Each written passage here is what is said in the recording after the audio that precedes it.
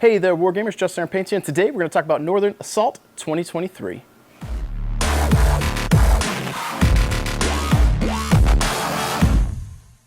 I'd like to welcome you guys back to the channel. If you are new here, please alpha strike that like and subscribe button. If you are a returning viewer, thank you so much for having my six. I appreciate you having my back. Thank you for being an awesome star mate, lance mate, whatever the case may be for you. Thank you for being here to support what I do. So with that being said, let's jump right into today's topic. I want to talk about Nova 2023's Northern Assault, the very first ever. It is technically the second year I've ran an Alpha Strike tournament at Nova, but this year, the first time we partnered up with Fortress Miniatures and Games, big sponsor of the channel, and where Mr. Robert Ash got to actually play in the tournament as well.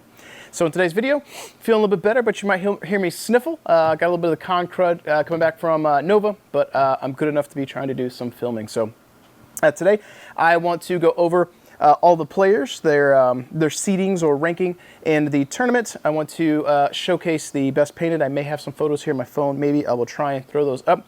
I want to showcase sportsmanship. And I also want to talk about my experience with the tournament as a whole. So if you're not interested in seeing or hearing the overall rankings list or the top players, sportsmanship, painting, stuff like that, you can fast forward ahead and hear me ramble about my experience at the tournament if you want.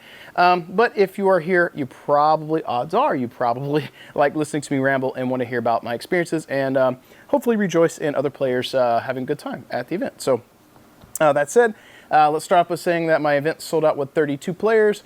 We had 36 slots that were going to be available, and they had to cut it back to 32 because Fire Marshal said no more tables, so locked in at 32. We ended with, I believe it's 26.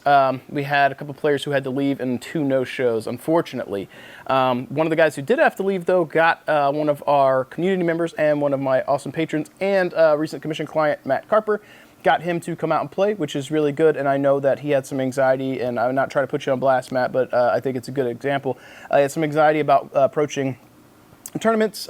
This fella here has not had a very good impression of the tournament scene coming from games like Warhammer 40K and stuff like that, and he would post vocally on Facebook about just like being gun-shy about going to a tournament, worrying so much about it. And then the guy managed to convince him to pull the trigger and take his slot since he had to leave and play, and he had a great time. So Matt, if you're there, I hope that you sound off in the comments and talk about your experience. But Matt only got to play in the first day. He didn't realize it was a 2-day, so he had to drop. But he had a good time playing in his games. Did what I recommend players do if you're struggling in a tournament or you're not sure you're going to go do well. Don't worry about the actual event or the scenarios. Make micro goals and try and make sure you're having fun and play the objectives if you can.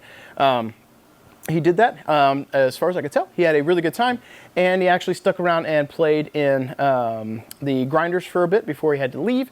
And I'm pretty sure he got to play with the legendary version of him for painting models for the Nova grinder. So that was pretty cool. In regards to the grinder, I'll talk about the artists and stuff in that in a different video because I brought my bag with me today, and I will be able to showcase all the grinder mechs in their totality and talk about the Nova grinder events while we do it. So got some players to come out and play who were on the fence. One of the experiences I had from a lot of the players was them saying that they appreciated the casual tone of what was going on, and that's kind of what made them come out, and they appreciate it, which is good. Hopefully next year we will be able to push for 50 players instead of 32, so we'll see what happens. That said, with the casual nature that I like to approach tournaments with, I do want to talk about the importance of sportsmanship to me, and I think that that is a big deal. Making sure that you and your opponent both have a good time so that that person you're playing comes back is important.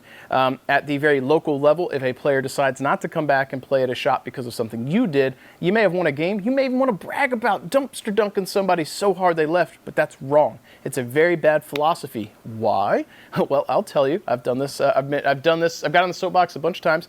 If you treat a player that way to the point that they quit, they don't come back to the shop, you win a game. You got that notch on your belt strap or whatever you want to call it for doing that. But that's one less person for you to play with. It's one less person for your community. It's one less person to help grow the game. And most importantly, at a local level, that's one less person spending hobby dollars at your hobby shop, which keeps the doors open for you to have been able to dumpster dunk them in the first place. So I highly recommend you approach your games with some humility, be a good player, and work on being a sportsman. I don't think anyone watching the channel probably disagrees with me, because I think if you do disagree, you probably wouldn't be watching, because I promote the positivity and sportsmanship and like the social interaction with players before most things. So, but if you are a player who happens to stumble upon this, that's a philosophy that I push. So for sportsmanship at our event, the Sportsman Supreme, we had Brian Dugan. And he got this sweet, sweet certificate that Nova was generous enough to produce for us this year. And he was the recipient of a signed print from Eldon, one of the CGL official artists. And you may or may not recognize the art here, but he did, if I recall, a lot of the art for the new the Mercenaries Kickstarter stuff, the big banners and things like that. So, but this is one of his, and Mr. Brian Dugan got to take that with him, which I thought was really cool to give him a very unique reward to reinforce being such a good player. That said, the voting for sportsmanship was super close. Most people had a couple of votes, and he barely squeaked through. He was a gentleman, and I had a really good time hanging out with him and talking to him, and I felt like he was just a ball of energy, which was really cool. But in general, the totality of the event, I feel like, had really good sports. We really didn't even have any experiences that I could say were bad apples. Some players were more competitive than the others, but none of them conducted themselves in such a way that I think it was to the detriment of anyone else, at least not from what I saw. Other players who may have participated, sound off in the comments below if you had a good experience or a bad one. Let me know. I take that stuff seriously. If there's things I can do better to help make your experience better, that's something that I'd want to know. Moving on from our sportsmanship winner, we've got our best painted, and I have to bring out my phone here to get the name here. All right, so got the second place guy. So back to my photos. Here we go. So for our third place, third place in regards to the painting ranking, which was tough, we brought in some judges from, one was from Monument Hobbies, one of the guys from over there, helped to judge the painting. 2 DRD guys come to help judge, and Dan Athanasol, I always worry if I mess up your name, man. He's the guy that's kind of in charge of running the Capitol Palettes and helping organize that. He came out. He's actually the guy who helped wrangle the dude from Monument Hobbies to help judge the painting. They all gave some input, and we were able to pick the winners, which was interesting. The things that they keyed in on, the techniques and so forth that they valued. There were a couple that I really liked that didn't place. It was from Stephanie Brooks and, is it Jake? I think Jake Brooks, it's either her brother or husband. There's 3 Brookses that came last name, and I think they were all related. So I apologize if I screwed that up. They had some really nice display boards, but got edged out by technique on the minis, which is what it is. We also had one guy who had to drop from day one. I believe his name was Damien. He actually had a pretty cool display with a bunch of painted tanks and stuff on there, and each round he gave a pair of painted tanks to a player, and then when he left after day 1, because he didn't realize that he had other stuff going on for day 2, he gave me the other 3 pairs of tanks to give away, and he let me keep one for me, or 1 pair for me, and he gave me the other 2 to give to people who placed that had not already gotten a set from him, which I thought was really cool. But anyways, third place for painting went to Justin West, which was had his Liao forces, and Justin helped out with my event quite a bit. He brought his terrain or table, a 4x8 worth of terrain for the event to sponsor kind of a table from Hexhog, and he didn't even realize that my intentions were to have it actually be part of the event, not just casual play. So that was cool. He got a lot of valuable feedback on what functioned in a tournament setting with the Hexhog terrain and what didn't. So he gets to go back and give feedback to Hexhog, which was cool. Their stuff is really, really nice. Not the easiest thing to transport and set up if you were doing it in bulk, but still a pretty nice setup. But yeah, his layout forces are pretty cool. Coming in at second place with his second Donegal Guard, we had Michael Bryant, who was also cool, and his models looked really, really good. And then in first place, we had Eugene Gonzalez with his Liao forces as well. He can sound off in the comments below if he's watching, as so can Bryant or Michael Bryant and Justin West if they want to share. But yeah, he took first place, and in the photo, he looks so excited and so happy, and I think that is fantastic to be rewarded for your art. But I also want to segue and say, anytime there's an art competition, I hear people grumble about not being good enough and not entering, and I'm going to use a little bit of French here and say that's bullshit. You should enter what you feel you want to enter, and don't stress about being better than someone else. There's always going to be a winner, and there will always be a loser, and that is the way that things in life work.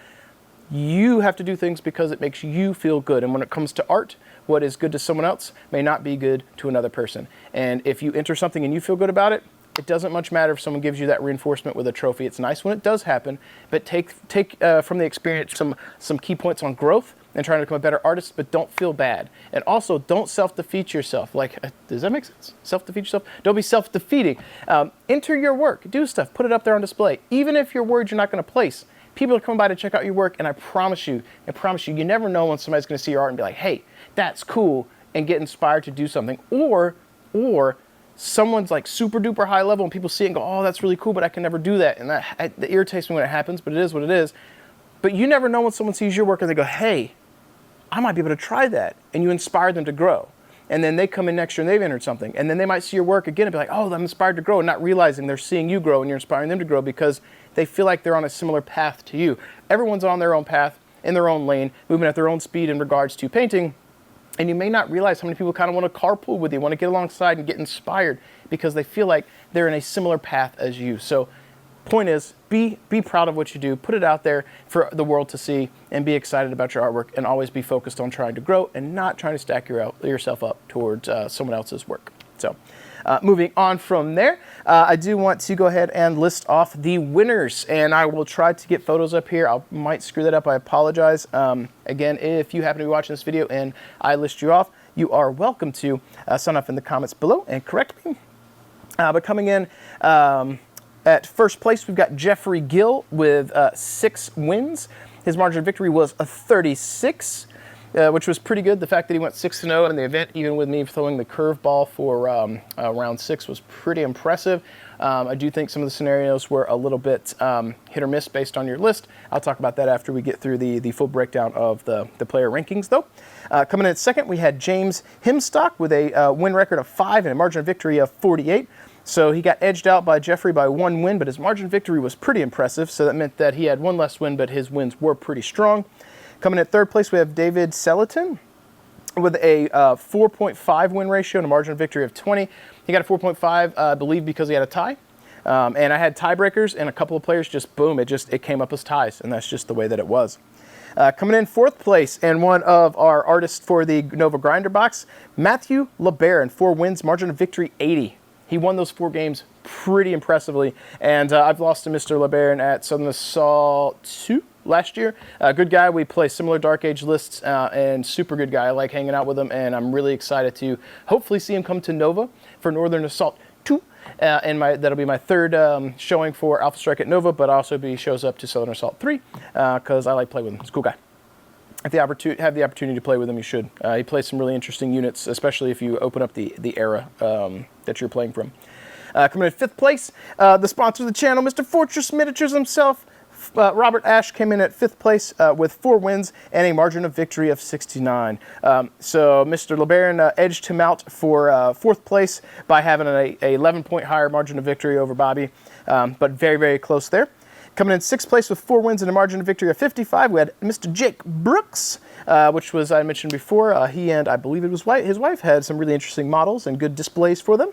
Coming in 7th place, we had Ty. 4 wins, margin of victory of 13, and Mr. coming in 8th place with 4 wins and a margin of victory of 10. We have Michael Bryant, which you may recognize that name because he was our 2nd place winner for painting. We've got Brian Dugan, 4 win, and his margin of victory was negative 11. So I'm not sure exactly how negatives happen, but it is what it is. Coming in at 9th place, and you may recognize that name because he was our sportsman here. Coming in 10, one of the guys that came with us to Nova, and you've seen him on the channel, Mr. Bob Smith, with 4 wins and a margin of victory of negative 20. Bob was super helpful at the event. He had his focus kind of pulled multiple directions because not only was he playing in the event, he was helping DRD and helping me with grinders when I got slammed with people coming in wanting to play. So it was still impressive that he placed in the top 10, which I thought was good, and it probably surprised him too. Yeah, I think that's pretty cool. Traditionally, if I'm around Bob, he rolls really bad, so I'm excited that he actually placed as high as he did. Coming in at 11 with 3.5 wins, margin of victory of negative 21, we have Keith Lansbury. And I'm impressed that I remember these names because I don't. I'm just reading them off here, and I screwed them up while I was at the convention for 2 days straight. Coming in 12th place with 3.5 wins and a margin of victory of negative 24, we have Michael Conning, if I said it correctly. So, yeah. And I know I'm just kind of rambling here, but I do want to give everyone a moment to shine and talk about them. Coming in at 13th with 3 wins and a margin of victory of 74, which is pretty high. Craig Lighton, Mr. Craig Vandal Lighton, one of the Innova 2023 Grinder Box artists who also participated in the grinders as well. He had a couple of games that just didn't go his way, but if I'm honest with you, his list was very, very strong in my opinion, and his strategies were very sound with what he did. I kind of walked by and eyeballed his games a lot because I value his tactical insight, and I think a lot of his games are dictated by dice rolls, not so much his tactics. So it's interesting to see what he's doing and see how the games develop. And this can be true for a lot of players too. Sometimes luck is involved. But if you're interested, check out the description below. I'll have a link to a Dropbox with the list of all the PDFs for the players who participated, so you can see what lists were involved. And his was really, really nice, so it's pretty cool. We in 14th with 3 wins and a margin of victory of 10, we have Michael Eastep. And coming in 15th, we've got Stephanie Brooks with 3 wins and a margin of victory of 5. And you remember, I mentioned her before, because she had some pretty cool models on a nice display board. Coming in at 16th, we got Win Brooks. I think that was the other Brooks. I believe they're related. Wins 3 and -1 margin of victory. Coming in at 17, we've got Brad Nichols with 3 wins, margin of victory of -5. Coming in 18th, 3 wins and margin of victory of -21, we got William Becker. Coming in 19th at 2.5 wins, margin of victory 16, Jonas Skinner, which is a community member. I've met him multiple times. I believe he has been to Southern Assault, and yeah, a guy that interacts with the content quite frequently. So he was there, and he also painted models for my grinder box. So did Bob. I forgot that. Coming in 20th place, we have Eugene Gonzalez with 2 wins and a margin of victory of -2. So this is a case where Eugene placed towards the bottom of the rankings for the player list, but got an award for painting. So sometimes your focus for what it is that may be entertaining and rewarding for you may not just be winning, and maybe just having a good time. So technically he went 2 and 4 at that point, but had really good painted models, and he was very bubbly and energetic. So it's really nice to see someone who still had a great time and also got something out of it too. And yeah, I'm just kind of rambling there. I guess my point was have other objectives and not just winning, and he's a good epitome of that. He had a great time. He was very energetic and excited, and genuinely excited and shocked when we announced him as the best painted, which was pretty cool. Coming in 21st with 2 wins and a margin of victory of -11, we got Mark Daly. Mark Daly is another attendee for Nova 2023 that had played last year, and this year has told me he had a better time, knew more of what to expect, and the atmosphere overall was better, scenarios are better, and I'm glad that he had a really good time. He also gave me a bust that he told me he was going to give me last year, he forgot about, and I forgot about, and an Infinity model, which was pretty cool. We got coming in 22nd with 2 wins, margin of victory of -15, we got Carter Bates. Carter was really cool. I had a lot of questions about the game and trying to help him learn the rules and the mechanics, and he was super chill about the whole thing, especially if they were getting a rule mechanic wrong and I had to kind of come correct it or help them, and it might have been at their detriment. There was also an instance in one of his games where he was using artillery, and I was helping him explain the rules. I let him get through everything he was doing, then asked his opponent if his opponent would be cool with me giving him some advice, even though that advice might be detrimental in future turns, and his opponent said yes, and I explained to him some strategies on how to use the artillery a little bit more effectively, and I picked this up from Craig Lighton. Normally I would just take artillery and center it on a unit. Craig said if you offset it and it drifts, because these are like 2-inch blast templates, and with the way drifts work now, even if you only drift by 1, that is, or miss by 1, you would drift 2 inches basically, which means the template comes off. If you offset the template just a little bit so it's barely touching the model, if it drifts in like 3 directions, you're going to miss, right? But you were going to miss those directions anyway. If it drifts the other 3 directions, you have pretty good odds of actually hitting the model. So that was a good strategy. His opponent let me tell him that and didn't have to, and then I gave his opponent a little bonus prize for doing that, some terrain from DRD, because I thought that was pretty chill that his opponent was relaxed and cool enough to let someone learn a mechanic from the game during a game, even though it might have been to his detriment, and I thought he should be rewarded for that. So that was pretty cool. Coming in 23rd with 2 wins, margin of victory of -16, we have Justin West. This guy, again, super duper helpful the whole event. Brought his own table of terrain out. Some of his stuff got damaged a little bit, but he was super cool about it. And he was just happy that his Hexhog stuff was getting played on. So I'm hoping that he'll be out there for Nova 2024 and continue to help support what I'm doing and help promote Battletech. Coming in at 24th with 2 wins and a margin of victory of -50, we got Greg Barron. Then we've got coming in at 25th with 1 win and negative 60 margin of victory. We have John Compton. And then technically bringing up the rear here at 26th with 0.5 wins and a negative 137 margin of victory, Adam Nowicki. Somehow he got a tie. I just don't know how people do that. But yeah.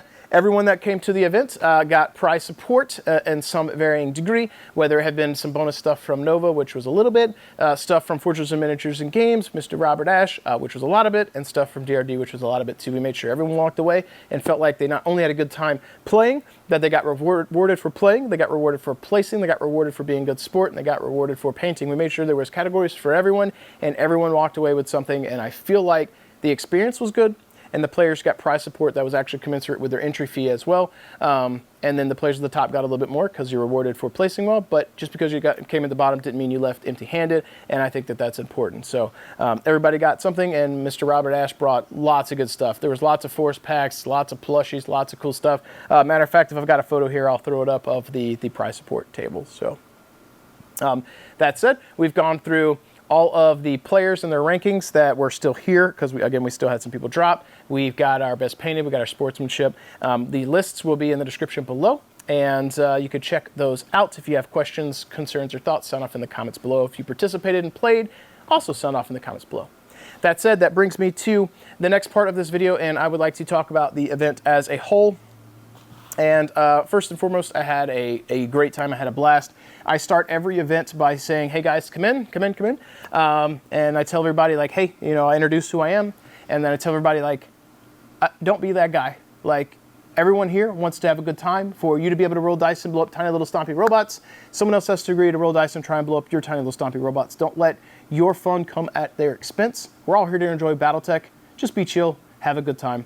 I also go on to explain to players that if you need me and you need me to come make a rules call, you could call me over, but a few things are going to happen when that occurs. First and foremost, your game is going to stop while you're waiting for me to come over there, which means you're not rolling dice. It means you're not playing the game. You're not having a good time, and that is why you are here.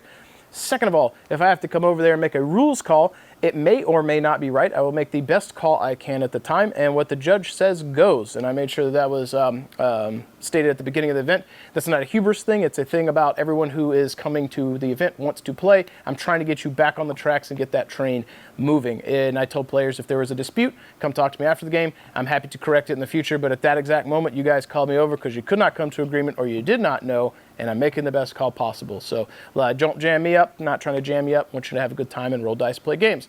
What I did tell players to do is, however, if you and your opponent come to an agreement, right, wrong, or otherwise, if you both agree to it and you're happy, roll dice, look up the rule later, and continue playing the game and having a good time. If you guys aren't sure and you don't want to look it up and you agree that a roll-off or 50-50 is fine, do that, play the game, have a good time, and look up the rule later. Don't get so bogged down in the rules and the mechanics that you lose sight of what you're doing. You're trying to roll dice and blow up tiny little sloppy robots and have a good time. That's the point. And hopefully enjoy playing with that other person. I made sure that this up front was the goal, and I made almost no rules calls. There were a few clarifications I had to make and make the decisions as best I could. Players just kind of had a good time, and that makes my job easy, and I feel like I fostered an environment that was conducive to people having a good time. It wasn't cutthroat. No one got super angry that I saw, and even players, win or lose, looked like they were just having a blast. It was really nice to just see a room full of people. It's like a breath of fresh air. We see a room full of people just playing a game, and there's no arguments, there's no freaking out, there's no raging, there's no like huffy dice slamming or anything like that. It was just good, fun Battletech going on, and I really enjoyed that. That does lead me into a few things from my perspective that I can do better. I can tone or tighten up and hone the scenarios that I did. I think the scenarios this year are better than last year's. I think I need to tighten up how the scoring works and probably adjust the point totals that players are allowed to bring to the table. This year we did 250 points with a 50-point reserve force that came in later during each match. Maybe next year we'll try a 300-point game with 50-point reserves. Most players were still finishing within time or close to it, but I feel like with the scenarios that I put forth in the objectives, a lot of players didn't have enough material to play them adequately, and some players did. This led to some scenarios with players who had more well-rounded combined arms forces doing really good, and players without that not doing so well. And then some of the scenarios that players with the combined arms list or well-rounded list didn't do well in. Other players did do well in because the type of list they built worked because they didn't have the points to make it well-rounded, and vice versa. The well-rounded players didn't have like a brick, so to speak, that you just hold an objective and not be killed. I don't know if that necessarily makes sense, but my goal is to make it to where you can have a varied list and have a good all-comers list and still have a pretty good chance at winning. So I think this year, knowing that players with more competitive lists did good on the more competitive scenarios and struggled on the less competitive, and then players that had the less competitive were vice versa. I think that is good, but I want to try and tone it down, or not tone it in, but hone it to where it's a little closer so that the matches aren't quite as 50-50, so to speak. And I think some of that's going to be locking in the point total that players can bring. Maybe, again, try the 300 points this coming year. And honing in how many points you can win from each match. There were some blowouts early on, which caused the crazy skew in margin of victory, and I think I need to adjust how the points are scored during each one so that from match to match the points are closer to being similar. In Game 1, if you could score a maximum of 50 points, for example, in Game 2, if you can only score a maximum of 15 points, there's a huge disparity. And I need to adjust that. That's on me. Game 6, which was the... oh man, I'm drawing a blank here. It was the classified mission. It ended up being a team game, and unfortunately I planned for 32 people, and we had a bunch of people drop, so it threw the numbers off. Essentially how this was going to work was top seat at number 1 and 32nd, they were going to be on a team, and then second seat and 31, 1 and 32, 1 and 31, they were going to be on a team facing each other. So the bottom, the players playing for the bottom 2 spots are playing with the players playing for the top 2 spots. And the goal was for this to be a community building exercise. And I explained this because we did do it. But I explained this as being like, hey guys, this is not to be condescending. You guys place towards the bottom of the list. This isn't me trying to like say, hey, you're bad or anything like that. It's more of an opportunity for you to play with people at the top of the list to be on their team. Ask them questions. Odds are they've got some experience. They made it to the top. They're doing really well. They might be able to show you some tactics and some strategies, and you might learn some things. And then I said, but don't let them make you a bullet sponge. The job here is not for you to walk out and take shots for them so that they can win the game. The job is for you to learn some tactics and strategies from the players who are the veterans here. That didn't work out so well because we had players drop, so the numbers were off. I ended up having to have a 3-on-3, which was not anticipated. And then one guy threw it off. In particular, Mr. Justin West was so casual the whole tournament that he ended up placing towards the bottom, which meant he got paired with one of the top tables. And I was like, Justin, you know how to play the game. You're just super casual. So then I looked over to the other guy. I was like, I'm not worried about Justin. What scenario did you struggle with? What can we do to get you set up so that you might learn something and from the tournament take something away from that in another scenario or another year, another tournament, you might feel like you had some growth, so you might not have taken top seat, right, and top prize, but you took something from the experience that's going to help you become a better player. That was the intent. Didn't work out exactly how I wanted. I do know in one of the matches, I think it was Craig Lighton, might have been Mark Daly on his team. I don't remember exactly, but I know Craig in particular, his partner in Game 6 came up and told me, because I asked people their opinions, they told me, in particular, this was like one of the only few cases where someone said something to me. They had got stomped, if I recall, by Craig earlier on, and then got put on his team, and then saw him play and got to get some tips and tricks and see how strategy went, and they realized that Craig was a good player and that their list itself wasn't bad. They just had some things to learn. And I was like, that's the whole point. I don't want you to go home from the event and just think, oh man, I'm bad, my list was bad. It's like maybe there were some strategic errors and things you could learn from these players. And that was one example where that did work out, which was really cool. On me as the TO, I didn't plan ahead. I didn't give them enough time in this round. And it did not occur to me that we would have players drop and the numbers would be off, and that would cause the matchups to not work well. So next year, I would like to do a classified mission for Mission 6 again. I'll have to find a different way to do this and have a different setup, because the 2-on-2 type thing, I don't know if that's going to work, because I can't plan for the unplannable or unknowable, which is our players going to show up or not, or are they going to drop out, that type of thing. It was important to me for the event to have all 5 of the 6 scenarios up listed as soon as possible so players could build their lists accordingly, and I wanted to have that wild card Game 6 be something where they didn't know, so they could only plan so much, and I wanted to throw them a curveball. I thought that was pretty good, and for the most part, it seems to have been received well. Essentially, after the pairing, I asked the 2 lower seed pairings that were on those tables, hey guys, what scenarios of the 5 you previously played did you struggle with the most? And if they both agreed, I had the whole table, the 2-on-2, play that scenario again, so the veterans could coach the players who had ranked lower on how they might approach that scenario. So again, they might learn something. That didn't work out as I anticipated because most players didn't seem to struggle with anything. They just wanted to play a scenario they thought would be fun. And I was like, okay, if you guys agree to it, do that and give me your scores. And I think from this year, and again, I'll try and put the tournament packet in the list or the description below. The scenario that was received the best, or the one that people liked the most, I don't think the others were necessarily bad, but liked the most, I think was Fog of War, because it stripped away initiative rolls and introduced a card mechanic for determining initiative. And I think players really enjoyed that, and it was a breath of fresh air because it was a bit more of a casual style of game, and there was a lot of random factor to it that was beyond your control. And then as the fates dictate who's going to take that order, take the command in that scenario, now you as the player have to make the best decision possible based on the hand you're dealt. And I think that's interesting, and it keeps you on your toes, and that's probably a scenario that'll come up again because I had a lot of fun with that. So.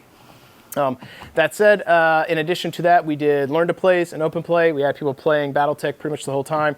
I was in that room Thursday, Friday, and Saturday, and across 3 days I was in there 40-plus hours.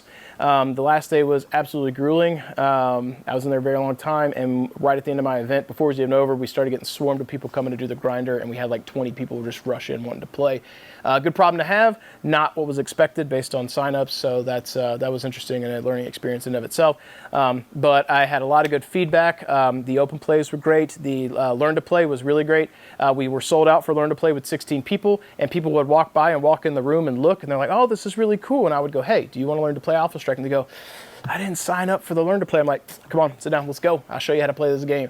And I got a lot of people in, and I got a message on Instagram from a guy who had played in one of the grinder events, and I'll probably talk about this again in the other video, but I'm so excited about it.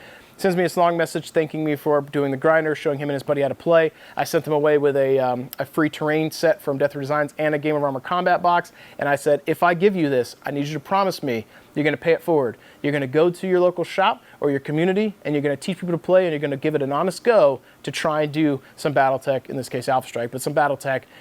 Promise me you're going to try and do that. I said, karma's a thing. If you lied to me, it's going to come back. And then they sent me that message on Instagram, said they had a really good time. They appreciated what I did.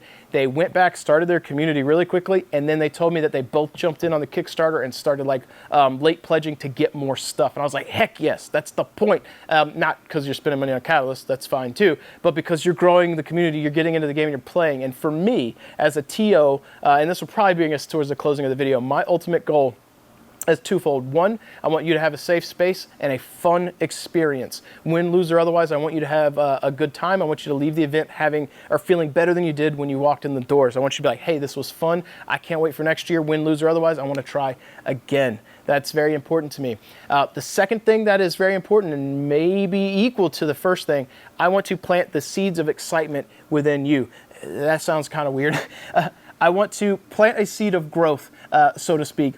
And if I can give you a positive experience with Battletech, Alpha Strike in this particular case, and you go back to your local community and you say, hey, I played in this grinder. Hey, I did this Learn to Play for this game. Do you want to try it with me? Hey, I played in this tournament. I really had a good time. I want to run stuff. Any of those types of things. And you go back to your local group, your friends, and you're like, hey, I would like you to do this thing with me in regards to an experience playing a game that I helped foster. And you grow and you go and you start fostering a community and getting Battletech going there.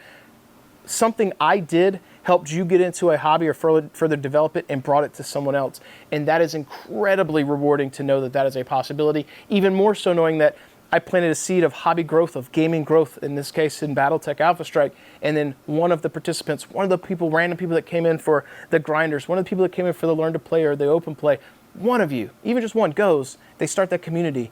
And then they start growing, and then someone in that community gets more people in, and it goes. And I think that is incredibly awesome, and it goes way beyond just simply being a TO and being like, hey, let's go through the motions and run an event.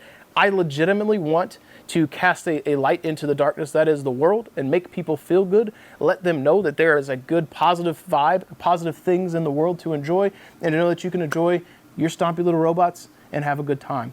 I want to cast a light on Battletech and an IP that I really enjoy and let people know that this is for you. It is something you can enjoy, and there are players that aren't out there just to stomp you. There are players that want to enjoy the experience by playing with you while they try and stomp your robots and while you try and stomp theirs as well. That said, folks, that's going to bring me to the end of today's video. I'm filming this after work. I'm hot, sweaty, and gross, so thank you for coming with me on this journey. If you happen to have participated in anything that I ran over at the Nova 2023 Northern Assault this year, any of the Battletech festivities, sound off in the comments below. Let me know what you think. Things I could do better or otherwise. I'm open to the critique. I want to improve, and you know my mission, and anything I can do to help further hone that and get closer to the goal is important.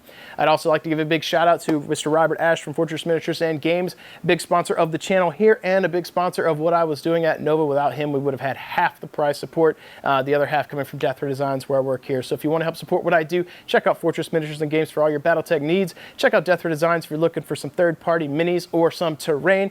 And if you want to pick up some paints, which we'll talk about this in a video too, I placed in the Capital palette with Battletech miniatures, and the paints that I used were from Monument Hobbies Pro acrylic line. So if you want to support what I do, check them out as well. And finally, if you want to be a super supporter, maybe consider checking out Patreon and throwing a couple bucks my way to help keep some caffeine flowing so I can continue trying to film content and cast a light into the darkness for all of you.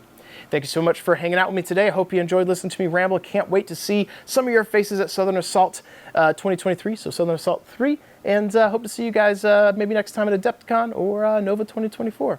As always, guys, keep painting your models, keep rolling your dice, keep planting the seeds of happy hobby positivity, and I will catch you guys next time. If you made it this far, you're probably a viewer that already hits that like button when you see a video come up. You're probably already a subscriber, and you probably jump into the comments down below to help support the channel, to help support that algorithm. But if you're looking for some other ways to help support the channel too, make sure you check the description down below. Maybe you want to pick up some paints from Monument Hobbies. That's my paint of choice. The Pro acrylic line is chef's kiss, good stuff. Maybe you want to check out some of the offerings from Death Threat Designs where I work in my day job. We got plenty of 3D printed products as well as MDF terrain, some of the stuff that I have designed myself and we play with here on the channel.